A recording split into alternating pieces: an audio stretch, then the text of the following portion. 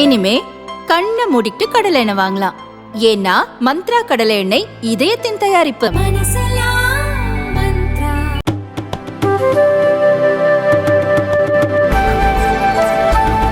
அனைவரும் கட்டாயமாக முகக்கவசம் அணிய வேண்டும் என்று சண்டிகர் நிர்வாகம் அறிவித்துள்ளது. இந்தியாவில் கடந்த சில நாட்களாக கொரோனா பரவல் மீண்டும் அதிகரித்து வருகின்றது. அந்த வகையில் புதிதாக 640 பேருக்கு கொரோனா பாதிப்பு உறுதியாகி உள்ளது. அதே நேரத்தில் கொரோனா காரணமாக மருத்துவமனையில் சிகிச்சை பெறுவோர் எண்ணிக்கை 2997 உயர்ந்துள்ளதாக மத்திய சுகாதார அமைச்சகம் தெரிவித்துள்ளது.